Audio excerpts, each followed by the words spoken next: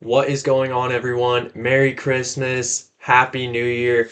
Welcome back to this week's trading recap. I'm going to go over the price action from this week, the one trade I took, the lesson I learned from it, and then the trade that I faded and the lesson that I took from that one as well. So let's just get right into Monday. Monday was the only day I traded. This is the trade that I took. It was a 5-minute continuation short. But let me quick explain it. So, entering the day, my bias was neutral. We had a new week opening gap right here, and we were sitting in this 4-hour bearish for value gap. So I was leaning bearish, but it was neutral because this is the 9 to 10 a.m. candle on the 1 hour, but we had a bullish 1 hour right here and a bullish 1 hour for value gap right here that we could potentially respect and then send us higher towards potentially this high right here or this 4 hour for value gap. So entering the day, my plan was simple. Just be reactionary, looking for either a tap of the 4 hour above to send us lower towards the new week opening gap, or a simple continuation model short. So what happened at market open? We ran down, we took out London low here. We created a 5-minute bearish fair value gap right here.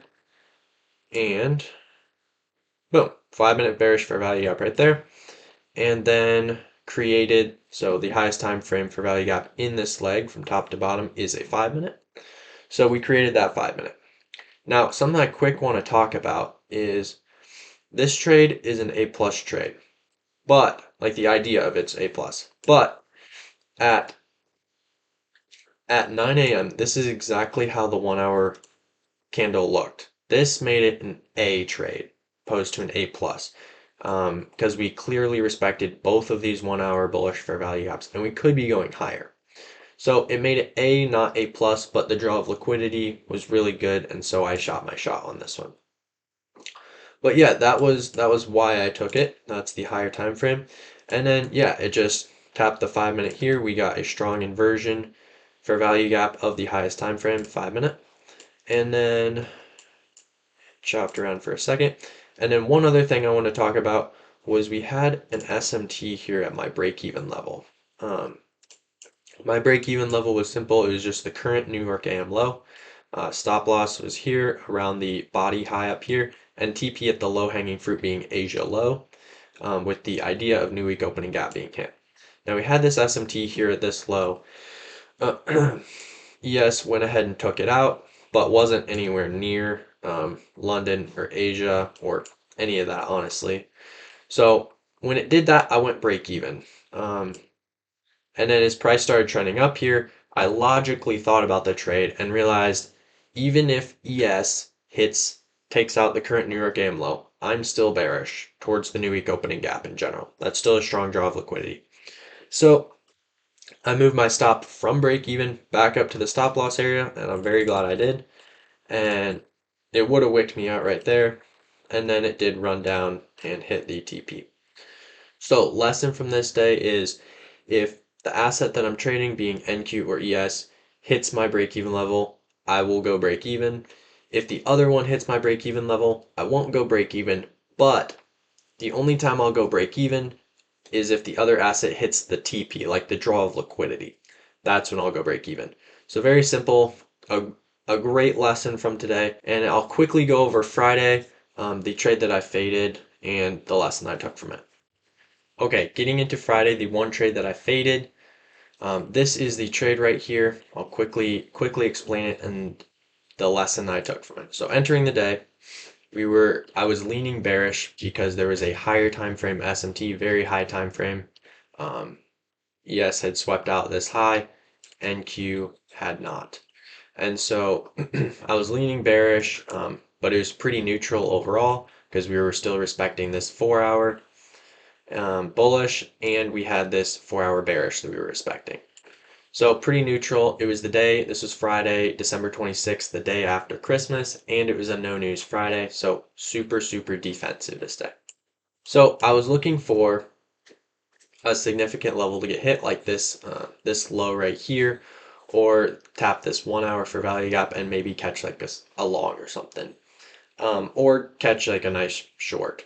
I didn't get a short, but let's just go right into it. So at market open, we didn't really We didn't really hit the more significant high from over here. We just did like a little sweep of this high, I guess. And then we went down towards London lows. Now the highest time frame fair value gap in this whole leg is a 5 minute right here. And so I couldn't take a trade off of that leg, so I didn't take this 1 minute inversion or anything like that. And then something kind of tricky happened right here. So we went down, hit London low, and we made a move up, and then we did a resweep, which is exactly what I was looking for because that was a very big leg.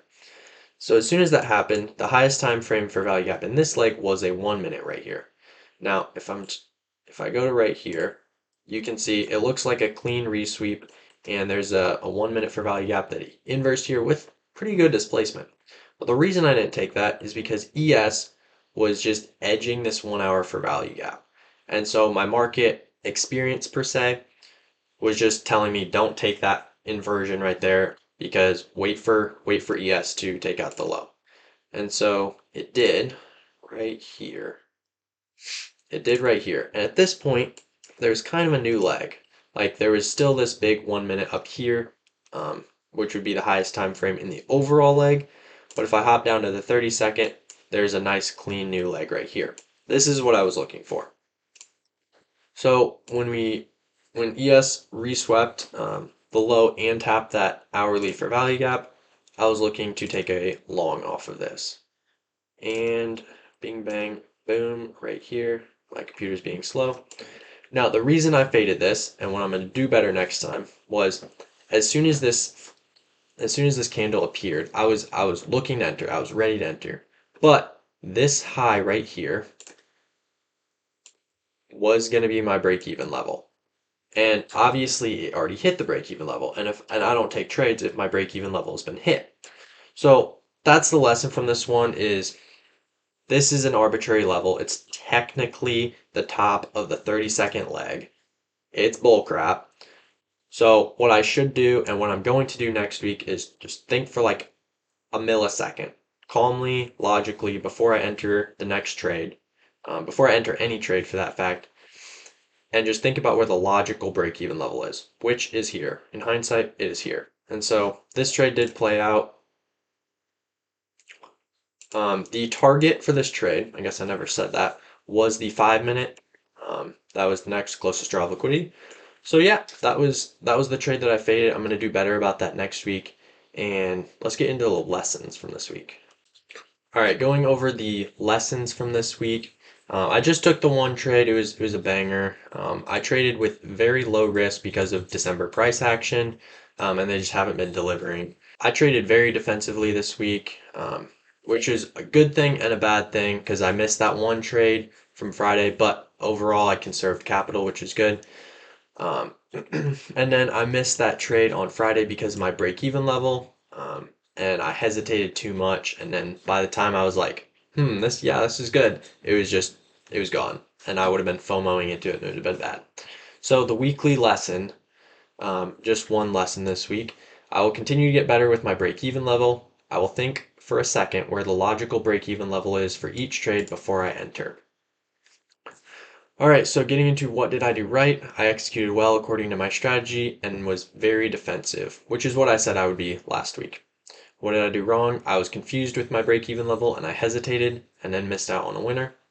What will I do next week? I'll take a quick moment before entering each trade to calmly and logically think about where the correct break-even level should be.